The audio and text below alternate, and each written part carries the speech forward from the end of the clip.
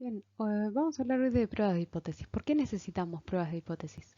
Veamos algunos ejemplos de hipótesis que nos podemos formular. Por ejemplo, podemos preguntarnos si un nuevo tratamiento terapéutico funciona mejor que un tratamiento terapéutico actual, por ejemplo, para resolver síntomas de depresión, o si un nuevo tratamiento farmacológico funciona mejor que el tratamiento farmacológico actual para tratar síntomas de ansiedad.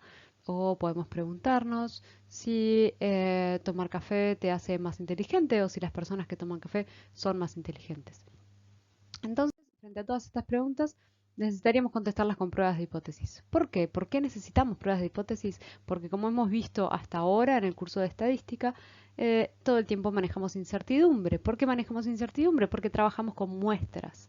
Trabajamos con un conjunto finito de datos, que es aquel conjunto de datos que observamos, pero en realidad queremos sacar conclusiones sobre la población, es decir, sobre todas aquellas personas a las que refiere el fenómeno que estamos tratando. En el caso del tratamiento psicológico, podría suceder que nosotros observáramos un grupo de pacientes, aplicáramos el tratamiento psicológico que queremos testear, pero luego queremos saber si ese tratamiento puede ser que veamos que funciona y que funciona mejor que un otro tratamiento. Sin embargo, nuestras conclusiones van a querer referirse a cualquier persona que pase por ese tratamiento psicológico y no solo a aquellas personas que nosotros observamos. Y este es el proceso de inferencia y de lo que trata la estadística inferencial, que es pasar de la muestra a la población, para dar cuenta de esta incertidumbre con la que estamos trabajando. ¿Qué son las pruebas de hipótesis? Acá les dejo una definición que tiene algunos conceptos claves. Decimos que una prueba de hipótesis es un proceso de decisión en el que una hipótesis, formulada en términos estadísticos, es puesta en relación con los datos empíricos, o sea, aquellos que observamos, para determinar si es o no compatible con ellos, ¿sí? Entonces vamos a tratar de relacionar una hipótesis estadística que se va a desprender en realidad de una hipótesis científica, ahora lo vamos a ver, y vamos a tratar de testearla en relación a los datos empíricos que observamos.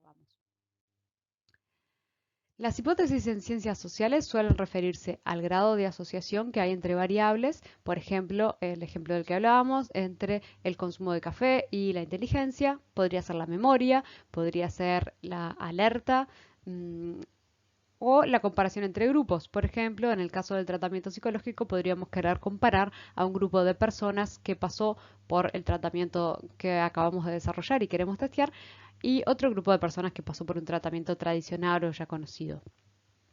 Las pruebas de hipótesis me permiten decidir si el grado de asociación o la diferencia entre grupos, cualquiera sea la pregunta que me esté haciendo, es estadísticamente significativa. Más adelante vamos a ver qué quiere decir y qué tiene que pasar para que algo sea estadísticamente significativo, pero acá ya nos quedamos con una idea de que este concepto de estadísticamente significativo se desprende y es el resultado de una prueba de hipótesis, que es distinto a el término de significativo que usamos usualmente, que lo usamos para referirnos coloquialmente a algo que es significativo como algo que tiene relevancia. En este caso nos vamos a referir a significativo en el sentido estricto de que pasó por una prueba de hipótesis. Veamos un ejemplo de una hipótesis de investigación a partir de los datos que ustedes han venido viendo en las secciones y unidades anteriores del curso. Por ejemplo, podemos plantearnos que el nivel de satisfacción con la vida de los estudiantes de psicología es mayor que el de los estudiantes de UDELAR. Ustedes recuerdan que completaron una encuesta sobre el nivel de satisfacción con la vida cuando empezó el curso y han usado además estas bases de datos que están disponibles en el panel de Quanti para poder ver algunos ejemplos de conceptos importantes. Uno de ellos, por ejemplo, fue la distribución muestral a la que vamos a referir hoy de vuelta, ¿sí? Entonces, supongamos que nuestra hipótesis de investigación es que el nivel de satisfacción con la vida de los estudiantes de psicología es mayor que el de los otros estudiantes de la Universidad de la República. A esta hipótesis lo que vamos a hacer es dividirla en dos hipótesis estadísticas, una hipótesis nula y una hipótesis alternativa. La hipótesis nula es la negación de la hipótesis de investigación y la hipótesis alternativa contiene la hipótesis de investigación. Veamos en nuestro ejemplo cómo funcionaría.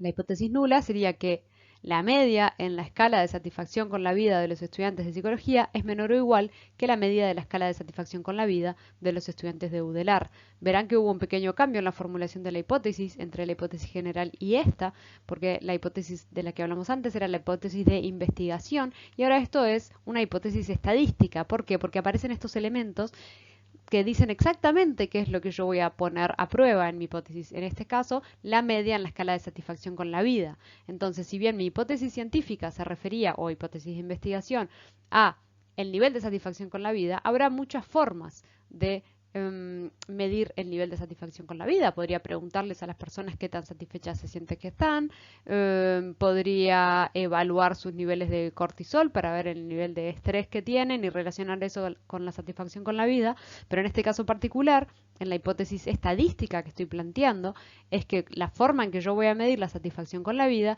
es con la escala de satisfacción con la vida que ustedes conocen, ¿sí? Y entonces esta hipótesis estadística la voy a partir en dos, en la nula, que es esta, y en la alternativa, que es que la media en la escala de satisfacción con la vida de los estudiantes de psicología es mayor que la media de la escala en satisfacción con la vida de los estudiantes de UDELAR. Estas dos hipótesis, nula y alternativa, cubren todos los resultados posibles que yo podría obtener una vez que obtenga mis datos y testé estas hipótesis. Más adelante, en la parte 2 de los videos de prueba de hipótesis, vamos a ver cómo se operacionaliza esto o cómo se expresa en términos estadísticos y matemáticos. Por ahora lo dejamos por así. Entonces, ¿qué hacemos? Obtenemos los datos. Bien, aplicamos la escala de satisfacción con la vida en estudiantes de psicología. Ustedes ya lo hicieron, ya la conocen, lo vieron en el panel de Quanti. Y calculamos el estadístico. Recuerden que usamos el término estadístico para referir a una característica de nuestra muestra. Y puede ser cualquier característica, y en este caso vamos a hablar de la media, ¿sí? La media de nuestra muestra, que son los estudiantes de psicología, es 22,3. Y la vamos a poner en relación, la vamos a comparar con la media de la escala de satisfacción con la vida de los estudiantes de UDELAR, que en este caso la conocemos por un estudio anterior y por un estudio publicado anteriormente sabemos que la media en la escala de satisfacción con la vida de los estudiantes de UDELAR es 20,6. Entonces, ¿qué podemos concluir?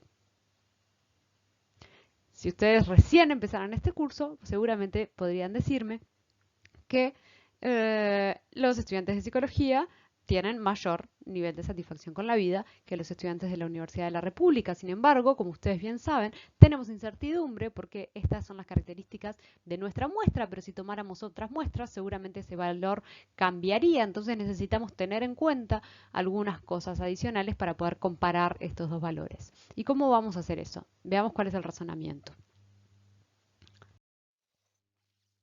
Lo primero que vamos a hacer es asumir que la hipótesis nula es cierta. En este caso, recuerden, la hipótesis nula es que los estudiantes de psicología no difieren de los estudiantes de Universidad de la República. Es decir, que la media de la distribución es 20,6, tanto para estudiantes de psicología como para los estudiantes de la Universidad de la República. Entonces, esta sería la distribución de los datos si la hipótesis nula fuera cierta, que es lo que por el momento vamos a asumir, y tendría una media en 20,6.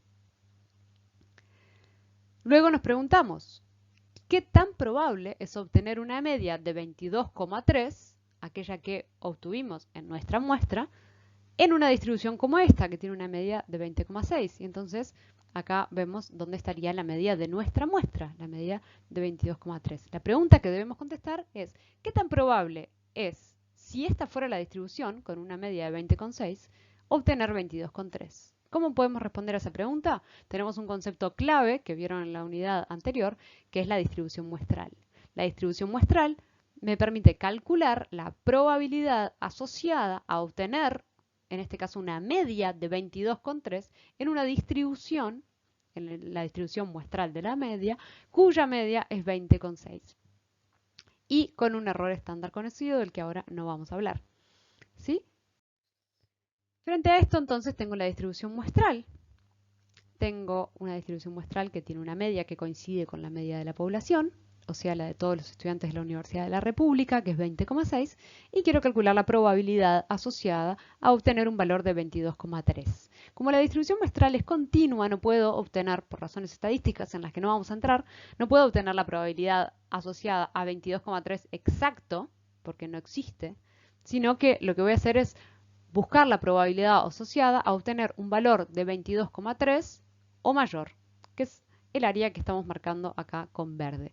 De hecho, matemáticamente, la probabilidad es calcular esa área que está debajo de esa curva, esa área verde, ¿sí? El área verde, entonces, es la probabilidad de obtener un valor mayor a 22,3.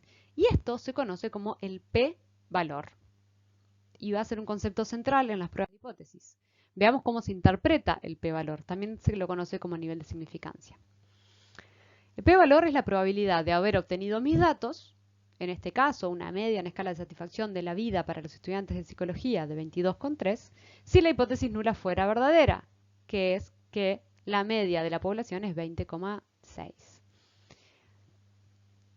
El razonamiento que vamos a hacer es, si la probabilidad de haber obtenido mis datos en esa distribución es suficientemente pequeña, entonces pienso, razono, es improbable que la hipótesis nula sea verdadera y por lo tanto puedo rechazarla. Entonces me pregunto, si es suficientemente pequeña, vale, pero ¿cuán pequeña? Tenemos que definir un criterio de corte. Ese criterio de corte le vamos a llamar alfa, ¿sí? Que es el punto sobre el cual, si mi probabilidad es más chiquita, rechazo la hipótesis nula. Si mi probabilidad es más grande, mantengo la hipótesis nula. ¿Qué valor voy a usar de alfa? Es arbitrario. En psicología y en ciencias sociales suele usarse un valor del 5%, o sea 0,05, o del 1%, o sea 0,01.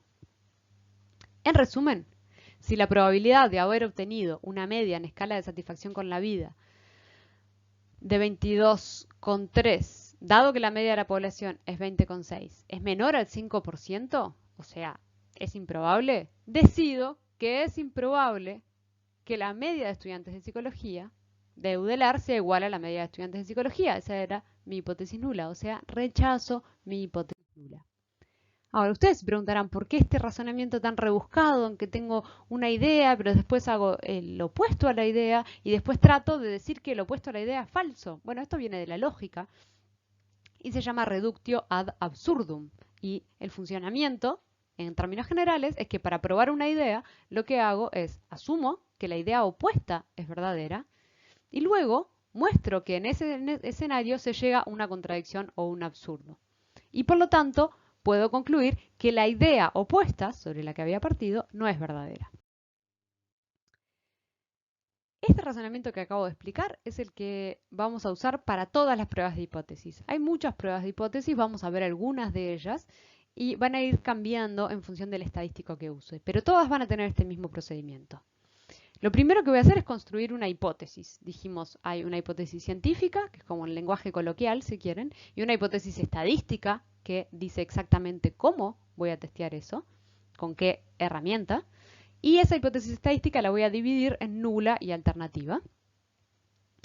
Voy a calcular un estadístico. Recuerden, un estadístico es un valor que refiere a una característica de mi muestra que me permita testear la hipótesis. Algo que es importante, como vieron lo necesitamos, es que ese estadístico tenga una distribución muestral conocida. Por ejemplo, sabemos cómo es la distribución muestral de la media, pero también el estadístico podría ser la proporción y entonces conocemos la distribución muestral de la proporción, aunque no hemos hablado de ello. Luego obtengo la probabilidad de obtener ese valor del estadístico, valga la redundancia, es decir, cuál es la probabilidad de obtener una media de X. Y a eso le llamo p-valor. Y luego comparo el p-valor con el alfa, con ese criterio de corte que definí arbitrariamente, pero que usualmente es 0,05. Y si el p-valor es menor a alfa, rechazo la hipótesis nula. Y digo que, depende de la pregunta que tenga, la asociación o la diferencia entre las variables es significativa. Si el p-valor es mayor o igual a alfa, mantengo la hipótesis nula. No puedo concluir entonces que la hipótesis nula sea falsa y no puedo rechazarla. Acá hay que tener algunos cuidados porque tendemos a hacer estas interpretaciones de las que voy a hablar ahora, sin embargo no son correctas. ¿Sí? Como que la intuición nos permite, todo el tiempo nos lleva a tratar de decir esto y sin embargo hay que estar muy atento porque esto no es una interpretación correcta. El primer error común es decir que el p-valor es la probabilidad de que la hipótesis nula sea cierta. Eso no es verdad. Lo que es verdad es que el p-valor es la probabilidad de haber obtenido mis datos si la hipótesis nula fuera cierta o fuera verdadera. ¿Sí? Eso es lo que se conoce como probabilidad condicional. El segundo error de interpretación común es pensar que si el p-valor es mayor que alfa, entonces la hipótesis nula es cierto. Eso tampoco es correcto. ¿Sí? Lo que podemos concluir es que si el p-valor es mayor que alfa, la evidencia no es suficiente para decir que la hipótesis nula es falsa, aunque tal vez lo sea, pero no lo sabemos. Esto no quiere decir que no hay una relación entre las variables de interés, por ejemplo el café y la inteligencia, o un efecto significativo, sino que no tenemos suficiente evidencia para decir que lo es. Se los dejo pensando. Vamos a dejar este video por acá y luego vamos a ver en pruebas de hipótesis parte 2 como algunos detalles adicionales sobre este tema.